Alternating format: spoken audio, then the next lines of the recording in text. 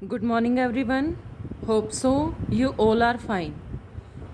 Today we will start our geography chapter, and in this unit we will discuss about natural vegetation and wildlife.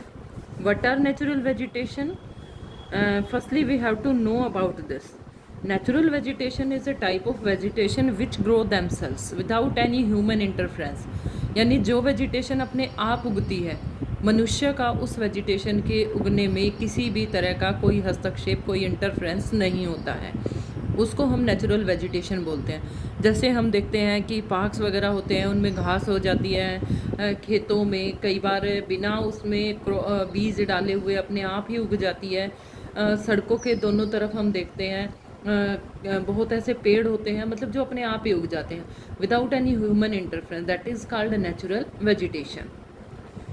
यहाँ पर कुछ बच्चे हैं, एक छोटी सी स्टोरी है। कुछ बच्चे अपने एक ट्रिप पर जा रहे हैं, तो अलग अलग तरह की उनके पास से, किसी ने जूट ले रखा है, तो किसी ने बैम्बू ग्रोज इन, किसी ने इस तरह की सिल्क स्कार्फ उसने पहन रखा है। तो वो अपने टीचर से पूछते हैं कि ये कहाँ से आते हैं। तो टीचर उनको सब एक्सप्लेन करते हैं कि अलग अलग तरह की वनस्पति होती है जो हमें अलग अलग जगह पर मिलती है। Natural vegetation and wildlife exist only in a narrow zone of contact between the lithosphere, hydrosphere and atmosphere that we call biosphere. अलग अलग जगह पर, जैसे लिथोस्फेयर, हाइड्रोस्फेयर, इनके बारे में हम लास्ट क्लास में भी पढ़ चुके हैं, जिसको हम biosphere, that we call biosphere. In the biosphere, living beings are interrelated and interdependent on each other. If anybody asks you the question what is biosphere, then you can explain. In a biosphere, living beings are interrelated and interdependent on each other for survival. जहाँ पर human being and other living being एक दूसरे पर अपने survival के लिए, अपने जीवन यापन के लिए एक दूसरे पर निर्भर करते हैं. This life supporting system is known as ecosystem. Vegetation and wildlife are valuable resources. बहुत ही मूल्यवान रिसोर्सेज होते हैं.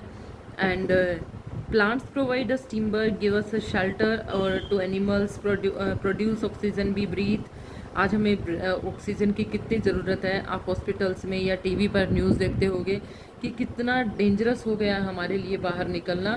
तो अगर हम समय पर पेड़ लगाते, पेड़ों की कटाई ना करते, तो शायद आज हमारे देश की ऑक्सीजन को लेकर इतने बुरे हालात ना हुए होते. Protect soil to so essential for growing crops, act as shelter belts, help in. यहाँ पर आप पिक्चर में क्या दिख रहे हो, आप एक सिल्क वोम की पिक्चर यहाँ पर देख रहे हो. सिल्क वोम क्या होता है, जिससे जो रेशमी कपड़ा होता है उसको बनाया जाता है. Storage of underground water give us fruits, nut, latex, टेम्पलाइन, oil, gum, medicinal plants, also the paper that is so essential for your studies. There are innumerable uses of plants and you can add some more. तो इतने सारे uses हम plant के देखते हैं. दवाइयों में यूज़ होते हैं. कुछ ऐसे प्लांट्स होते हैं कुछ ऐसे होते हैं जिनसे कागज़ वगैरह बनाया जाता है, जो इतना असेंशियल है कि जिनको हम अपने डेली यूज़ में यूज़ करते हैं. Wild life includes animal, birds, insects. तो अब हमने ऊपर नेचुरल वेजिटेशन के बारे में पढ़ा, यहाँ से हम वाइल्ड लाइफ शुरू करेंगे. यानी जो वनस्पति जात तो हमने पढ़ लिया.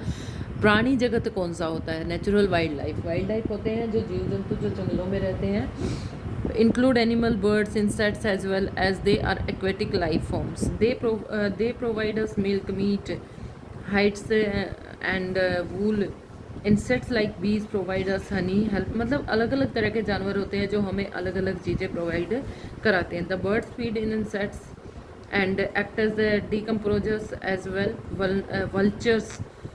वल्चर्स की पिक्चर आप साइड में देख पा रहे हो कि वल्चर क्या होते हैं. जो जीव जंतु मर जाते हैं तो उनको खाकर एक तरह से ये एनवायरनमेंट क्लींजर का काम करते हैं, क्लींजर ऑफ द एनवायरनमेंट.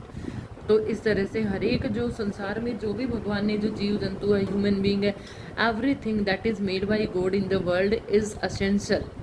कहीं ना कहीं लाइफ में कहीं ना कहीं उनका यूज़ होता है, इसलिए वो बहुत ज़्यादा असेंशियल होते हैं.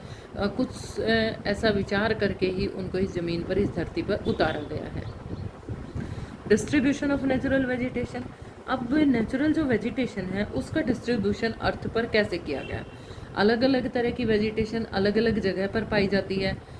पहाड़ी एरिया है तो अलग वेजिटेशन होगी, राजस्थान है तो अलग वेजिटेशन होगी, ह्यूमिडिटी मतलब मॉइस्चर से भरपूर है तो वहाँ पर अलग टाइप ऑफ वेजिटेशन होगी। तो किस तरह से उसका डिस्ट्रीब्यूशन पूरे अर्थ पर किया गया है। The growth of vegetation depend primarily on the temperature and moisture. The major vegetation type of the world are ground as grouped as forest, grassland, subs and tundra vegetation. In the area of heavy rainfall, जहाँ पे बारिश बहुत ज़्यादा होती है, बहुत ज़्यादा tree पाए जाते हैं, and associated with area with abundant water supply as the amount of moisture decrease the size of tree. और जहाँ पर डिक्रीज होता है, बारिश डिक्रीजिंग पे चली जाती है, वहाँ पर पेड़ कम हो जाते हैं, डेंसली रिड्यूस्ड हो जाते हैं। Short slanted trees grass grows in the region and moderate rainfall forming the grassland of the world. और जहाँ पर मॉडरेट होती है, यानी ना ज़्यादा होती है ना कम होती है, वहाँ पर ग्रासलैंड्स वगैरह ये पाए जाते हैं। Thorny shrubs and scrubs grow in dry area of low rainfall. In such areas, plants have deep roots and leaves with thorny and waxy surface, reduce loss of moisture through transpiration. Tundra vegetation of cold polar region comprise of mosses and lichens। और जो tundra vegetation होती है वहाँ पर इस तरह के मोसिस and लीचन्स वगैरह पाई जाती हैं। Forest and broadly classified into evergreen and deciduous. जो फॉरेस्ट होते हैं, जंगल होते हैं, उनको दो तरह से क्लासिफाइड किया गया है, एक है एवरग्रीन, दूसरा है डेसिडियस। एवरग्रीन होते हैं जो हमेशा हरे भरे रहते हैं, these are found in the mainly the coastal area and जहाँ पर बारिश ज़्यादा होती है, लेकिन जो और ये कोई एग्जैक्ट टाइम नहीं होता है इनका अपने कोई भी पत्ते गिराने का, लेकिन जो डेसिडियस फॉरेस्ट होते हैं वो किसी एग्जैक्ट टाइम पे एग्जैक्ट सीजन पे अपने पेड़ों की पत्तियाँ गिरा देते हैं।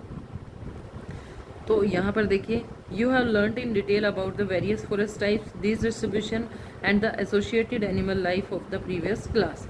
Today there are many more people in the world that are 2 centuries back.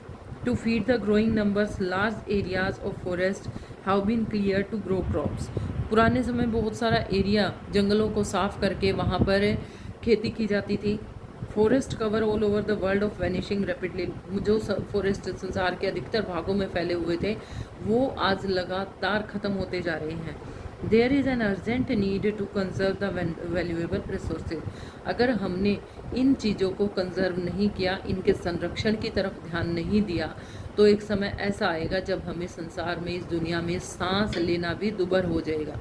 जो पोजीशन आज हम कोरोना के टाइम पे देख रहे हैं, लोग ऑक्सीजन सिलेंडर के लिए इधर से उधर भटक रहे हैं, ये सब उसी का परिणाम है। हो सकता है फ्यूचर में मतलब हम इससे भी कुछ डरावनी तस्वीरें देखें। तो जितना हो सके हमें हमारे जो नेचुरल रिसोर्सेज हैं उनको कंजर्व करना होगा, ज़्यादा से ज़्यादा पेड़ लगाने होंगे, पेड़ों की कटाई को बंद करना होगा। तो यहाँ पर एक कोलाज आप देख रहे हो, अलग अलग collage of a forest made by school students. Collage बनाया गया है स्कूल स्टूडेंट्स के द्वारा।